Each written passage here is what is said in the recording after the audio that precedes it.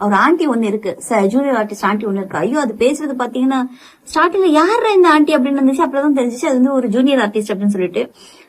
இவங்கெல்லாம் பாத்தீங்கன்னா ஆன் ஸ்கிரீன்ல மட்டும் நடிக்கிறது இல்ல, பேக் ஸ்கிரீன்ல நடிச்சிட்டு இருக்கு. எத்தனை வயசானாலும் சவுத்து முதிகளுக்கு நல்ல புத்தி வர மாட்டேங்குது. அதுக்கு என்ன பண்றது?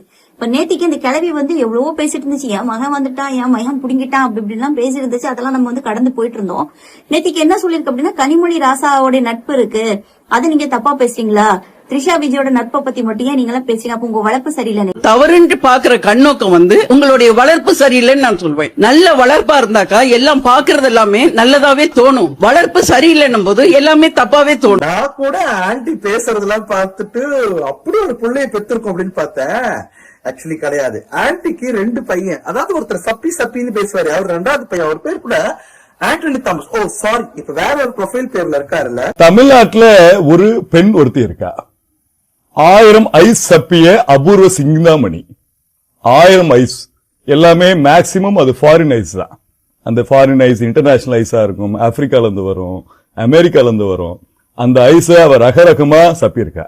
இப்பேற்பட்ட ஒரு யோக்கிய சிகாமணிய பெத்தெடுத்து பாலூட்டி சீராட்டி வளர்த்த தாய் யாரு தெரியுமா? காட்டுறேன் பாருங்க. என் மகனே, உன் மனசு மாதிரியே காவிரியில இருந்து தண்ணி ஓடோடி வந்துட்டு இருக்கு. பாத்தீங்களா யாருன்னு? பாத்தீங்களா? இந்த தர்மத்தாய் பெற்ற தரங்கெட்ட ஒரு மானங்கெட்ட துறவிதான் அந்த துறவி. ஏன் தர்மத்தாயே, உன் மகன் பேசியிருக்கானே, இந்த ஆப்பிரிக்கன் ஐஸ்கிரீம், இந்த பிரான்ஸ் ஐஸ்கிரீம் சப்பி சாப்பிடுவாங்க. இந்த வீடியோ நீ உட்காந்து ரசிச்சு பார்க்க முடியுமா தர்மத்தாயே? எப்படி பேசியிருக்கான் பாத்தியா உன் மகன்? அந்த வீடியோ பார்த்து உனக்கு புல்லரிச்சு போயிருக்கணும் தர்மத்தாயே. அப்படிப்பட்ட பேச்சல்லவாது. பெண்கள் பாதுகாப்பை பத்தி பேசுற தர்மத்தாயே, உன்னால அந்த வீடியோ உட்காந்து பார்க்க முடியலன்னா உன் மகன் ஒரு கேடுகட்டத்தனமான திருப்பூர் கிசையில பேசியிருக்கான் தர்மத்தாயே. நீ என்ன பண்ணிருக்கணும் தர்மத்தாயே? நீ வளர்ப்பு சரியில்லை தர்மத்தாயே. செருப்பு மலத்துல கலந்து அவனை சப்புன்னு அடிச்சிருக்கணும் தர்மத்தாயே. அவன் மூஞ்சி ஃபுல்லா மலமா வடிஞ்சிருக்கணும். அந்த அளவுக்கு நீ அடிக்கணும் தர்மத்தாயே. சரியா தர்மத்தாயே? ஒரு கேடு கட்டவனை பத்திட்டு நீ அடுத்தவனை பத்தி குறை பேசலாமா தர்மத்தாயே? சரி, முதல் பையன் சத்யபிரகாஷ் பத்தி பாப்போமா? ஆன்டி வளர்த்த வளர்ப்புல பையன் போக்சோ கேஸ்ல இப்ப புழல் ஜெயில இருக்கான்.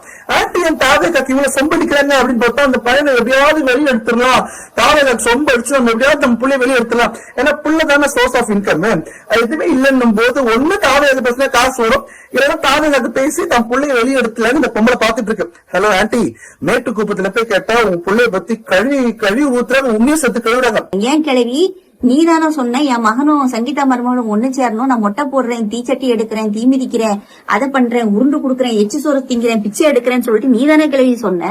இப்போ வந்து ஃப்ரெண்ட்ஸா இருக்கிறது தப்பு இல்லன்னு. சரி, ஓகேமா, ஃப்ரெண்ட்ஸா இல்ல, நீ வந்து ஃப்ரெண்ட்னு சொல்ற, நான் வந்து தங்கச்சின்னே சொல்லிட்டு இருக்கேன். த்ரிஷா வந்து விஜயோட தங்கச்சி தான் அப்படின்னு சொல்லிட்டு இருக்கேன். இது ஒரு பக்கம் இருந்தாலும் கனிமொழி மேடமும் ராசா சாரோடைய ஃப்ரெண்ட்ஷிப்னால வந்து ராசாவுடைய மனைவி அவர்கள் வந்து கோர்ட்ல போய் படியேறி போகல, டிவோர்ஸ் வாங்கல. சோ எல்லாருமே நட்பா இருக்காங்க. எனக்கும் ஆண் நண்பர்கள் இருக்காங்க, என்னுடைய கணவருக்கும் பெண் நண்பர்கள் நட்புகள் இருக்காங்க, தோழர்கள் இருக்காங்க. சோ இங்க அது பிரச்சனை கிடையாது. மனைவியை விட்டுட்டு முதல்வர்களை வந்து கொண்டு வந்து உட்கார வச்சாச்சுன்னா, குடும்பத்துக்கு ஈக்குவலாட்டு கொண்டு வந்து உட்கார வச்சாச்சுன்னா இங்க கேள்விகள் வரும். இப்ப நீங்க முட்டு கொடுக்குறீங்கன்னா கொடுத்துட்டு போங்க நாய்ங்களா. அதுக்கு வந்து நீங்க வந்து எங்களுடைய தலைவர்களை பத்தி பேசுறதுக்கான யோகியதை உனக்கு இருக்கா பொம்பளை? முதல்ல நான் கேக்குறேன். 2வது, லாஸ்ட் டைம் வந்து அந்த தண்ணி பிரச்சனையில உதய அண்ணாவை பத்தி பேசின உடனே பெரிய புடிங்கி மாதிரி நீ ஒரு வீடியோ ஒண்ணு போட்டிய. ஓ, இப்படி பேசுவிய, ஓ மகன் என்னத்தெல்லாம் பேசிட்டு கிடக்கான், வாயில நல்ல வகையா வருது. இந்த பொம்பளைக்கு வயசாயிடுச்சு. இன்னொரு விஷயம் தெரியுமா, நாய்களுக்கு தான் வயசாகும், அதுக்கு நாய்க்கெல்லாம் மரியாதை கொடுக்க முடியுமா? கொடுக்க முடியாதுல்ல, மனிதர்களுக்கு தான் மரியாதை கொடுக்க முடியும். இந்த கிழட்டு டேஷ் இது வந்து பேசிச்சு, அவன் மகன் பேசுறத பாத்தீங்கன்னா ஒரு அதுவுமே நான் வந்து அப்துல் கரீம் பிரதருடைய வீடியோ பார்த்து தான் நான் தெரிஞ்சுக்கிட்டேன். ஓ, இந்த பொம்பளையோட புள்ளதானா இந்த தருதலை அப்படின்னு சொல்லிட்டு. அப்ப குடும்பமே ரொம்ப சூப்பர் குடும்பமா இருக்கீங்கடா.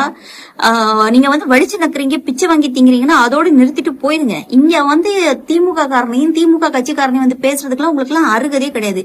இப்போ உன் மகன் என்ன போய் சொன்னாரு, அந்த மகனுக்கு நீ என்ன முட்டு கொடுக்கணும் அது மட்டும் கொடு. இல்ல உன் மகனுக்கு வந்து விளக்கு பிடிக்கிறியா, மாமா வேலை பாக்குறிய கிழவி நீ இந்த வயசுல, நீ பாத்துட்டு போ. அதுக்காக கனிமொழி மேடம் பத்தி பேசின, ராசா சாரை பத்தி பேசின, செருப்பாலே அடி வாங்க. உன் வயசுக்கு கூட உனக்கு மரியாதை கிடையாது. ரோட்ல இருந்தானே சாணியாலே உன் தலையில ஊத்தி ஒன்னு அடிக்கிறதுக்கு ஆட்கள் ரெடியா இருக்கும். மரியாதையா நடந்துக்கிட்டா, மரியாதையா பேசினா, மரியாதையா எல்லாருக்கும் உங்களுக்கு ரிப்ளை வரும். இல்ல இந்த பெரிய புடிங்கி மயிறு மாதிரிலாம் நீ பேசினான்னு வச்சுக்கோயேன், கழட்டுறதுக்கு பல்லு இன்னும் இருக்காதுன்னு தான்